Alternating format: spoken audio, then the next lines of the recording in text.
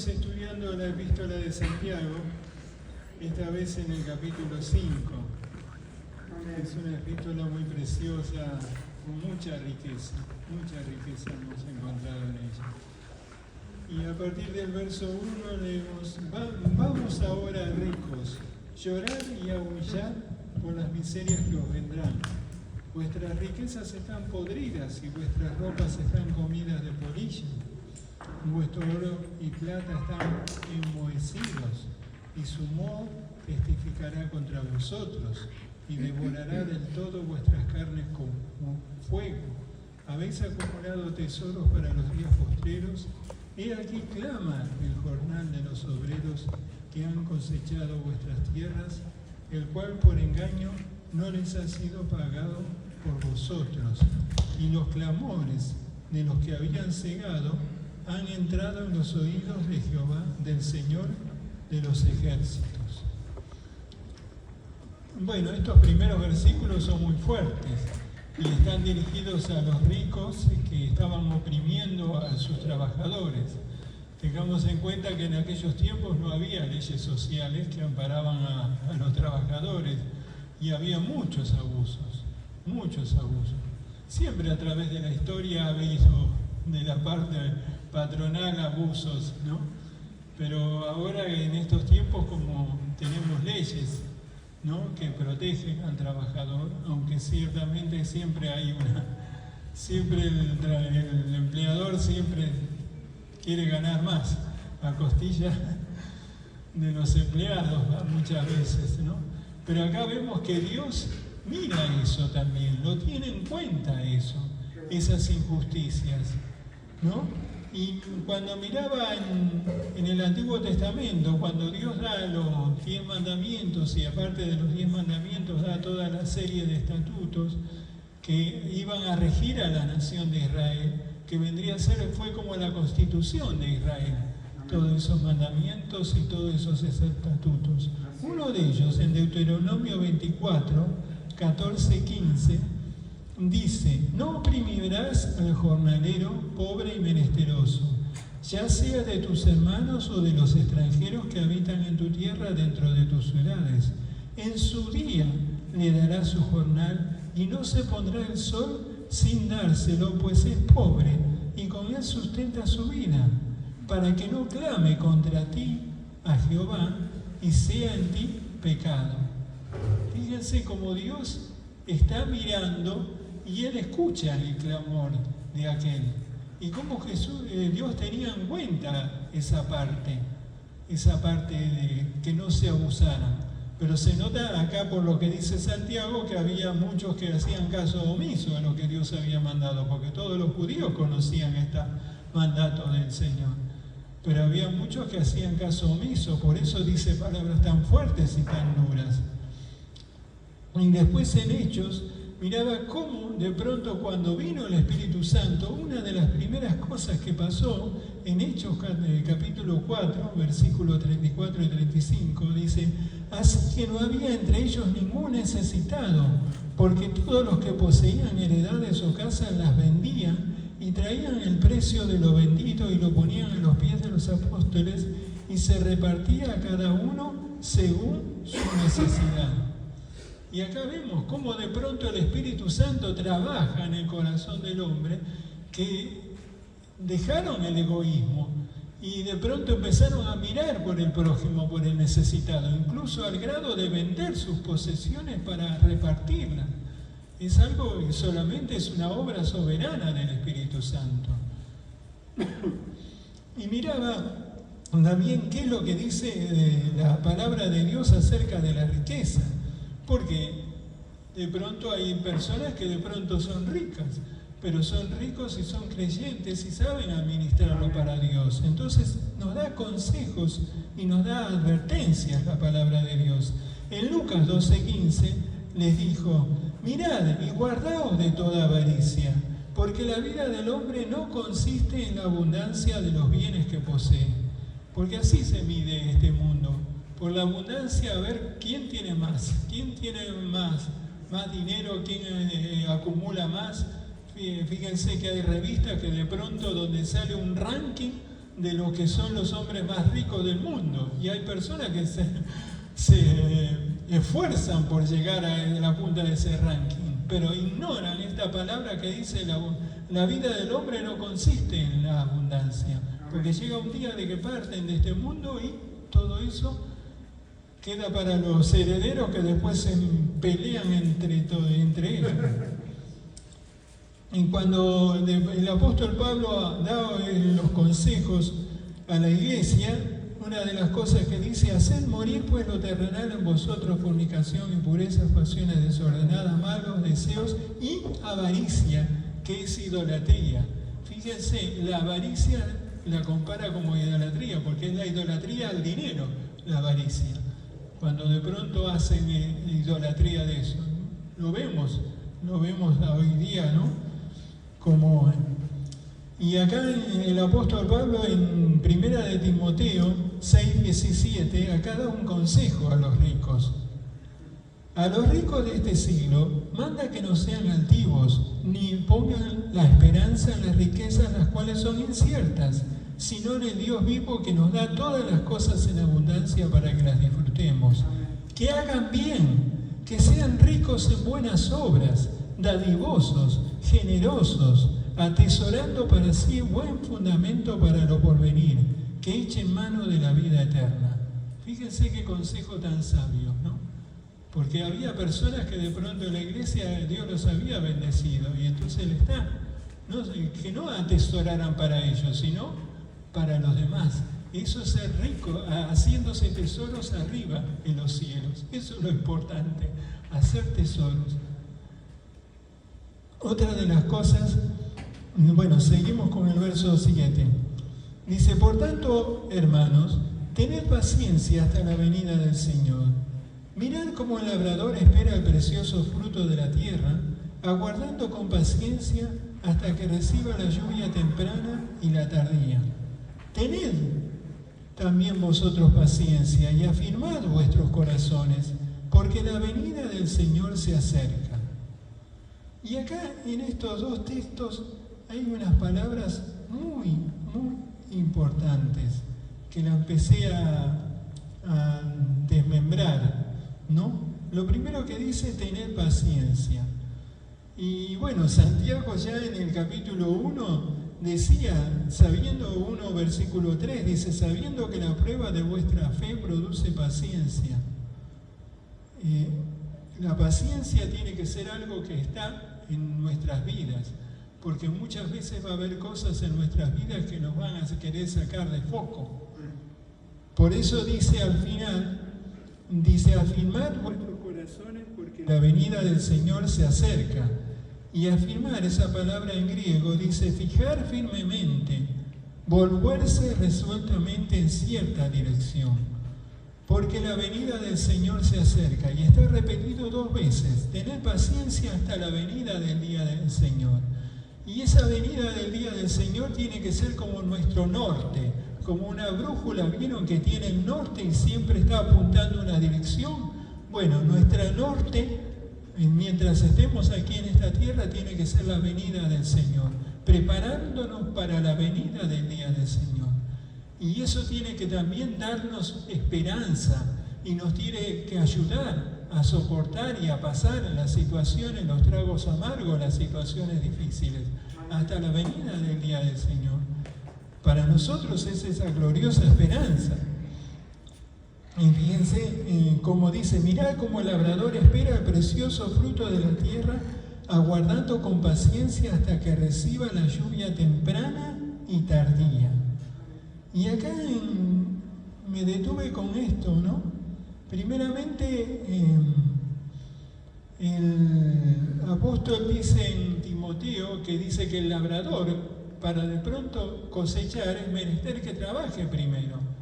Y nosotros es necesario que trabajemos, que haya así como la tierra tiene que ser arada primeramente, y después tiene que ser sembrada, y después tiene que ser cultivada en el sentido de cuidar las malezas y todo, pero el fruto lo da el Señor. Pero también depende de la lluvia. Hay 2 clases de lluvia que habla acá: la lluvia temprana y la lluvia tardía. La lluvia temprana era una lluvia que es en Palestina, que se da antes de la siembra, porque es necesario que la tierra esté blanda para ser arada, para que romper los terrones y después ser sembrada. Esa es la lluvia temprana. Y la lluvia tardía es la lluvia que se da justo antes de la siega, que es la lluvia que hace que todos los cultivos maduren y estén listos para cegar. Ahora, en la parte espiritual, nosotros vemos la lluvia temprana, fue cuando el Espíritu Santo fue derramado en Pentecostés. Esa es la lluvia temprana que vino. Y de pronto hizo que de pronto el Evangelio se desparramara por todo el mundo.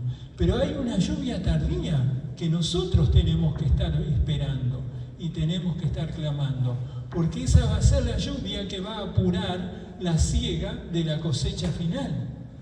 Pero tenemos, fíjense, hay un texto que en Zacarías 10:1 dice: pedid a Jehová lluvia en la estación tardía, y Jehová hará relámpagos y os dará lluvia abundante y hierba verde en el campo a cada uno. Fíjense, pero dice pedid la lluvia en la estación tardía. Hermanos, estamos en la estación tardía. Todo está apuntando para la venida del Señor, pero nosotros tenemos que, uno de los objetivos de nuestras oraciones es pedir esa lluvia, porque es la lluvia del Espíritu Santo la que va a hacer crecer y madurar la cosecha. Porque en el libro de Apocalipsis, una de las visiones que ve el apóstol Juan, lo ve a Jesús en una nube con una hoz en la mano, y una voz que le viene del templo y le dice: mete tu mano y ciega, porque la mies de la tierra está madura. Hay un tiempo de maduración, y ese es el arrebatamiento. Pero para que llegue ese tiempo de maduración tiene que venir una lluvia del Espíritu. Esa lluvia, pero es una lluvia copiosa, porque es una palabra en griego que se llama gesem, que es una lluvia fuerte y copiosa. Es lo único que va a hacer que de pronto todas las almas que están esperando, que alguna vez han recibido la palabra, que de pronto crezcan y maduren. Es una cosecha, pero va a ser una cosecha veloz, esa última cosecha. Y después la otra palabra,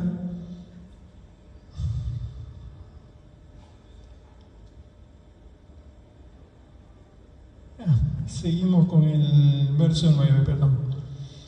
Después salta, es como que hace un compás entre lo que vuelve a decir en el texto 10. Dice: hermanos, no os quejéis unos contra otros, porque no seáis condenados. Y aquí el juez está delante de la puerta. Es una palabra de pronto, él ya en los capítulos anteriores hablaba en cuanto a la lengua, ¿no? Y miraba esto y yo digo, ahí muchas veces hay motivos de pronto, mientras estemos acá en la tierra va a haber motivos que de pronto nos van a querer provocar queja, descontento. Yo lo llamo eso quejabanza, porque a veces cuando todo va bien, alabamos a Dios, pero cuando las cosas van mal, la queja de pronto sale. Pero nosotros tenemos que tener cuidado con eso, ¿no? Porque dice que de toda palabra ociosa que abren los hombres, de ellas van a dar cuenta.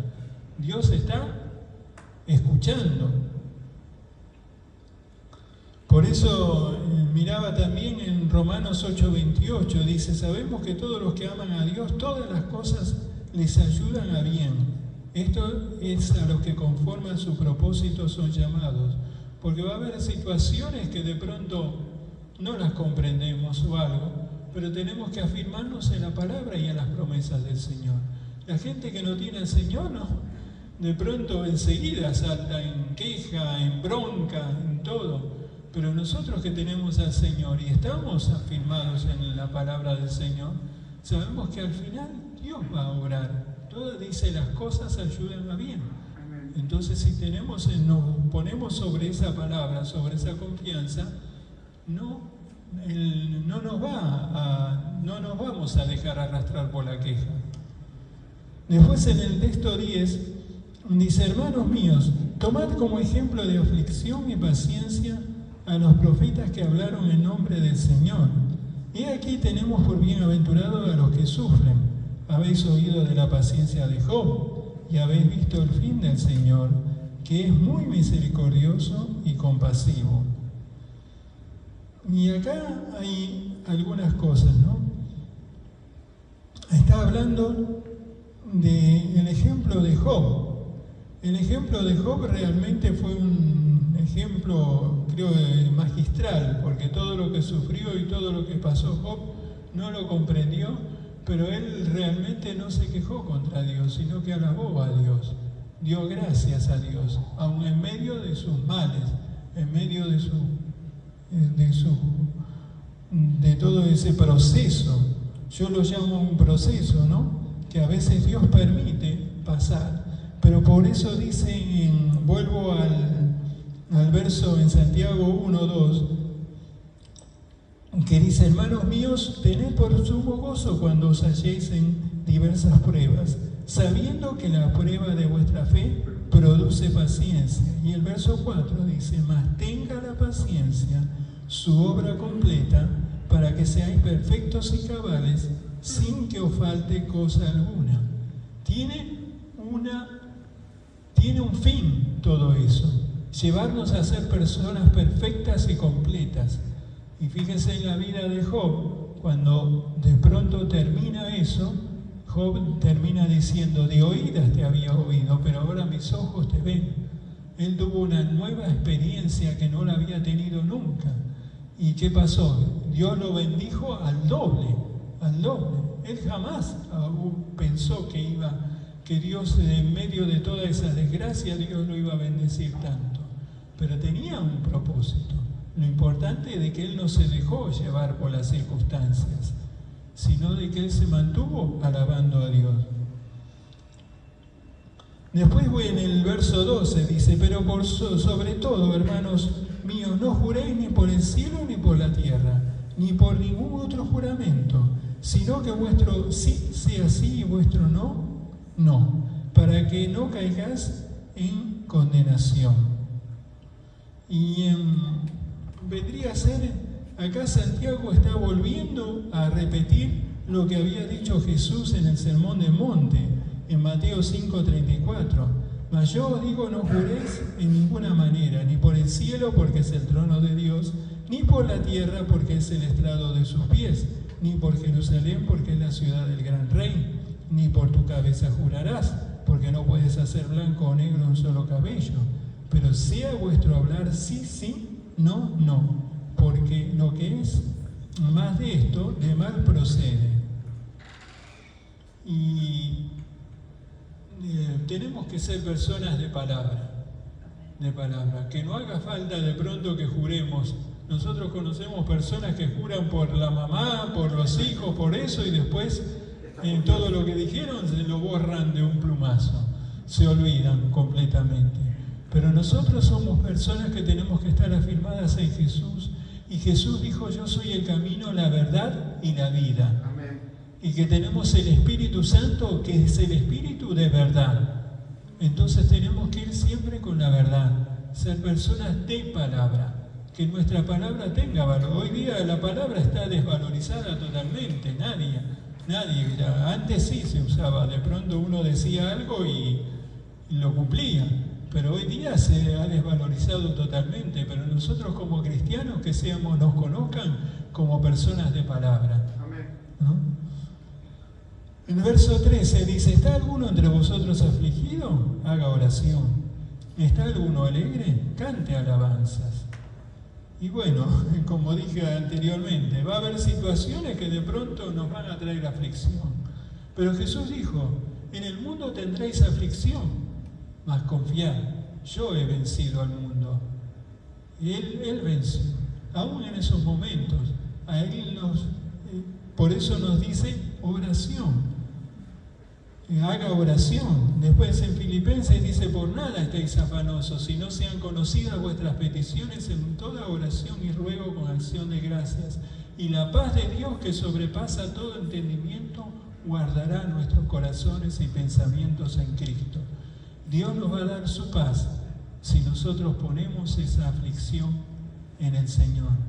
Y cuando viene la respuesta, dice, ¿está alguno alegre? Cante alabanzas, alabar a Dios, glorificarle a Él, porque es digno de alabar. El salmista decía en Salmo 32, dice, Jehová, Dios mío, a ti clamé y me sanaste. Oh Jehová, hiciste subir mi alma del Seol, me diste vida para que no descendiese a la sepultura. Cantad a Jehová vosotros sus santos y celebrad la memoria de su santidad, porque en un momento será su ira, pero su favor dura toda la vida. Por la noche durará el lloro y a la mañana vendrá la alegría. Amén. Fíjense, también lo experimentó. En su vida tuvo momentos. Hay momentos de que uno pareciera que está en la cúspide y hay momentos que uno está en el sótano, pareciera. Pero lo importante es que en esos momentos orar, encomendarlo en las manos del Señor. Y el Señor sabe, y el Señor va a llegar un momento que va a salir. Pacientemente, el Salmo creo 40 dice que esperé en Jehová y se inclinó a mí y oyó mi oración. Y me sacó del pozo, y me puso sobre mis pies sobre peña y puso un cántico nuevo. Él se encarga de sacarnos de ese pozo. Después en el 14 dice, ¿está alguno enfermo entre vosotros? Llame a los ancianos de la iglesia y oren por él, ungiéndole con aceite en el nombre del Señor. Y la oración de fe salvará al enfermo y lo levantará. Y si hubiera cometido pecados, le serán perdonados.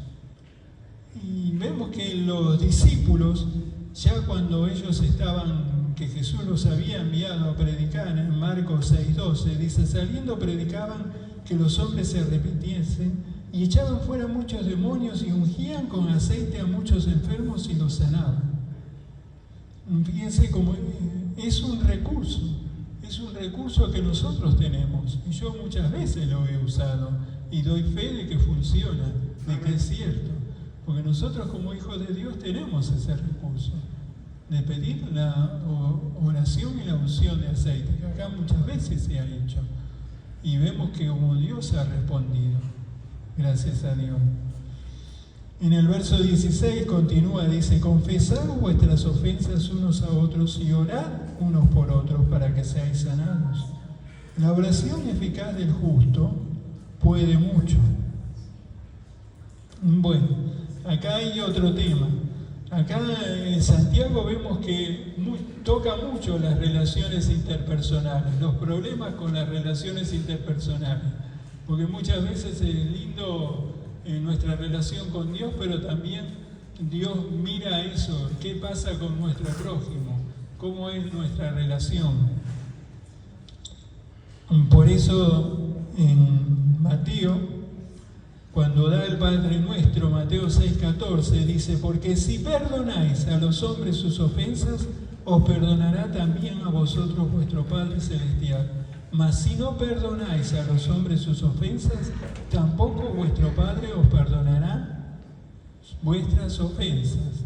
Y después en Mateo 5:23 vuelve a tratar el tema. Dice, por tanto, si traes tu ofrenda al altar y allí te acuerdas que tu hermano tiene algo contra ti, deja allí tu ofrenda delante del altar y anda, reconcíliate primero con tu hermano y entonces ve y presenta tu ofrenda.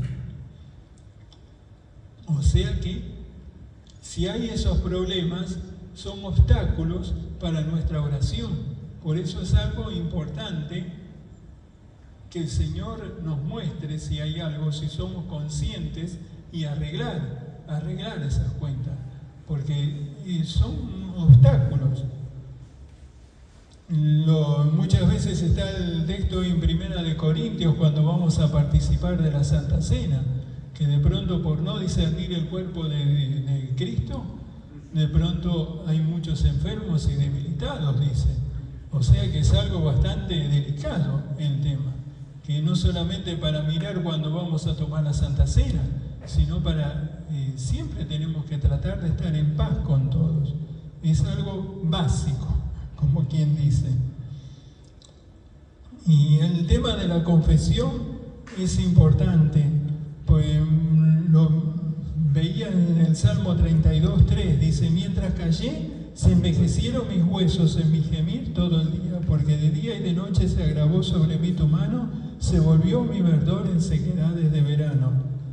Mi pecado te declaré y no encubrí mi iniquidad. Dije: confesaré mis transgresiones a Jehová, y tú perdonaste la maldad de mi pecado.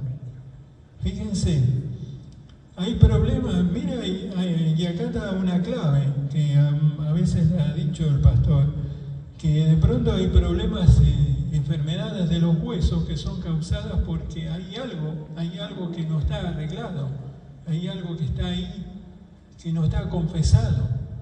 Entonces cuando nosotros confesamos, ahí viene la sanidad.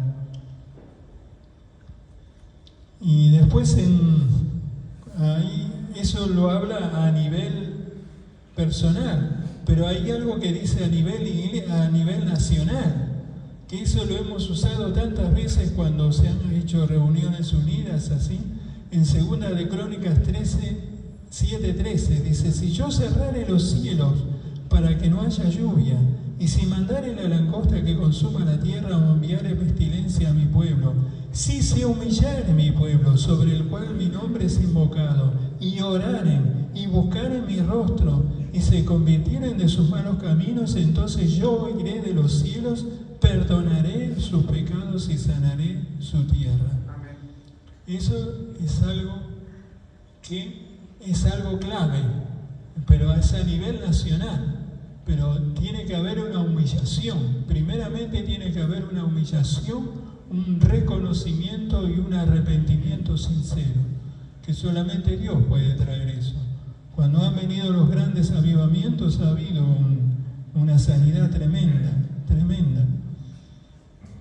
Otra de las cosas en este texto que dice: la oración eficaz del justo puede mucho. Y esa oración eficaz es algo que me está hablando que de pronto puede haber oraciones que no son eficaces. Entonces ahí me está hablando que es como si de pronto, ¿cuántas veces nosotros en casa hemos tomado un cuchillo para cortar carne o cortar algo y de pronto ese cuchillo le faltaba filo? No estaba afilado, no es eficaz para cortar. Tuvimos que agarrar otro cuchillo que estaba bien afilado. Entonces nuestras oraciones tienen que, primeramente, tenemos que mirar nuestro corazón. ¿Cómo está nuestro corazón? Si hay algún problema a nivel de nuestro prójimo o a nivel al Señor, si hay alguna cosa, porque esos son obstáculos que obstaculizan. Y fíjense hasta qué punto en 1 de Pedro habla que los hombres tenemos que tratar sabiamente a las mujeres como vaso más frágil para que nuestras oraciones no tengan estorbo. Fíjense hasta qué punto el Señor se fija en todo eso, porque aún teniendo un problema matrimonial puede ser un estorbo para nuestras oraciones. Entonces es importante para que esa oración sea eficaz. Y seguimos con el verso 17, que ahí nos da un ejemplo. Elías era un hombre sujeto a pasiones semejantes a las nuestras, y oró fervientemente para que no lloviese, y no llovió sobre la tierra por 3 años y 6 meses. Y otra vez oró, y el cielo dio lluvia. Me quedó algo, porque creo que es muy importante, porque encontré un comentario que dice: la oración eficaz del justo. Y muchas veces esa palabra justo queda mucho en la nebulosa, justo, porque muchas veces se habla que nosotros somos justificados por el Señor. Pero decía también que la palabra justo se puede decir 2 significados, que nosotros somos justificados por el Señor cuando hemos creído, pero también está hablando acá en este caso. Dice, se usa para aquel cuya forma de pensar, sentir y actuar está totalmente conforme a la voluntad del Señor y que por lo tanto no necesita rectificación en el corazón ni en la vida. Y miraba un ejemplo, hay un libro que leí hace mucho tiempo, pero es tremendo, es la biografía de un hermano que se llamó Res Orwells. Este hermano vivía en Gales y Dios lo usó tremendamente, pero Dios primeramente él trató con su vida, trató de una manera personal, pero tremenda el trato que tuvo con él. Pero con sus oraciones, incluso en el tiempo de la Segunda Guerra Mundial, Dios lo llevó a oraciones que cambiaron el curso de la Segunda Guerra Mundial. Yo he leído mucho sobre eso porque leía mucho antes y me gustaba mucho el tema eso de cómo se fue desarrollando el tema de la guerra. Y había decisiones que de pronto tomó Hitler, de pronto decisiones inexplicables que lo llevaron a perder. Y entonces cuando leí este libro encontré cuál era la causa. Eran las oraciones que este hombre, junto con el Instituto Bíblico que él había fundado en Gales, Dios lo llevó a orar por eso, para que frenara el avance, para que entorpeciera. Y de pronto Hitler tomó decisiones erradas que lo llevaron al fracaso, porque realmente que las tenían para ganar realmente. Pero como Dios, usando por eso esa oración eficaz, pero del justo, que Dios nos ayude a esas personas que no tiene el Señor nada en nuestros corazones y que entonces tengamos una comunión fluida con el Espíritu Santo. Y entonces que Él nos diga, porque son oraciones que son originadas arriba, porque dice en Romanos 8:26 que muchas veces nosotros no sabemos pedir como conviene, pero el Espíritu Santo intercede por nosotros con gemidos indecibles. Cuando son esas oraciones rompen fortalezas. Esas oraciones hacen algo espectacular, pero que el Señor nos ayude a ese tipo de oraciones, a llegar a ese punto. Elías era un hombre sujeto a pasiones semejantes a las nuestras y oró fervientemente para que no lloviese, y no llovió sobre la tierra por 3 años y 6 meses. Y otra vez oró y el cielo dio la lluvia y la tierra produjo fruto. Fíjense, Elías, hasta el momento que él aparece en Primera de Reyes 17:1, que él se presenta delante de Acab, dice: Elías Tisbita era uno de los moradores de Galaad, y dijo a Acab: vive Jehová, Dios de Israel, en cuya presencia estoy, que no habrá lluvia ni rocío en estos años, sino por mi palabra. Hasta ese punto era un don nadie lo conocía a Elías, ni siquiera se dice el nombre de los padres ni nada, pero de pronto era una persona que dice: vive Jehová, en cuya presencia estoy. Él vivía en la presencia de Dios, y entonces Dios lo manda: anda y decile acá esto, porque Dios iba a traer un juicio sobre la nación, porque la nación estaba en el punto más bajo de su historia. El rey Acab y la reina Jezabel eran los reyes peores que tuvo la nación de Israel, idólatras al máximo, y Dios iba a traer un juicio, pero lo manda a este siervo para que anuncie, y dice: oró fervientemente para que no lloviese, y no llovió, y después otra vez oró y el cielo dio lluvia y la tierra produjo fruto. Está registrado cuando él oró para que lloviera, no está registrado cuando oró, pero vemos que suponemos que si lo dice acá realmente hubo una oración. No solamente Dios da la palabra que va a hacer, sino que es necesario que uno ore. No es simplemente doy la palabra y me quedo ahí sentado, no. Tiene que haber un trabajo. Y lo vemos a Elías cuando de pronto él le dice a Acab que iba a llover de nuevo. ¿Por qué? Porque de pronto había matado a los profetas de Baal. Había descendido fuego del cielo y la nación de Israel había reconocido de que Dios era el Dios verdadero, que Jehová era el Dios verdadero. Entonces ahí fue cuando Dios manda la lluvia. Pero Dios dice que iba a llover, pero no se quedó ahí esperando que lloviera, sino que se fue al monte, pues se puso su rostro entre las rodillas, que era la posición que usaban las mujeres para dar a luz, y oró y siguió orando. 7 veces fue el criado a ver si venía la lluvia, y cuando le dijo que había una nube como la palma de una mano, ahí ya está, listo. Pero fíjense, que Dios nos ayude a hacer esas vidas de ese calibre, que Dios pueda usarnos. Elías cambió el rumbo de la nación, hizo un impacto en esa nación de Israel, con lo que Dios hizo. Y dice que era un hombre sujeto a pasiones como las nuestras, pero él tenía pasiones como las nuestras, pero no se dejó arrastrar nunca por esas pasiones. Él vivía delante de la presencia de Dios. Y cuando llega el tiempo, Dios lo usa. Después seguimos en el verso 19. Dice: hermanos, si alguno de entre vosotros se ha extraviado de la verdad y alguno le hace volver, sepa que el que haga volver al pecador del error de su camino, salvará de muerte un alma y cubrirá multitud de pecados. Fíjense, otra de las cosas que veía acá en este pasaje,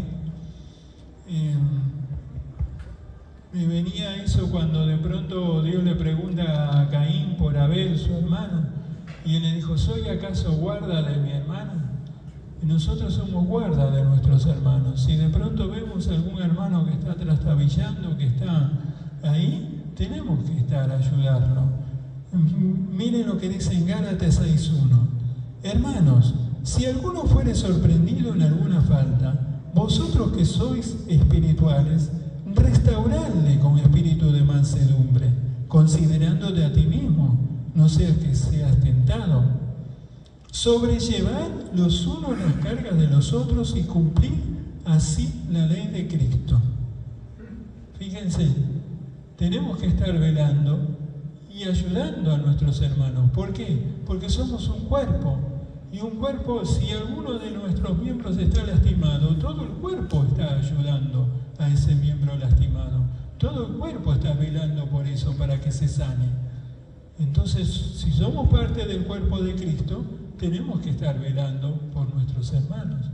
Y aún teniendo cuidado también de que nosotros, porque nosotros con eso no creernos que somos superiores a ellos, porque nosotros también podemos caer en sí, ¿no? Pues dice: considerándote a vosotros mismos, para que nosotros que tampoco no caigamos, para que de pronto no nos venga orgullo diciendo: miren, yo soy mejor que mi hermano. No, porque todos podemos tener un momento de debilidad, pero lo importante es que seamos un cuerpo que está velando por los hermanos. Bueno, hermanos, espero que le haya sido de bendición y que el Señor nos ayude realmente, porque tenemos ejemplos tremendos en su palabra. Pero que el Señor nos ayude, porque tenemos al Dios de parte nuestra. Si Dios es por nosotros, ¿quién contra nosotros?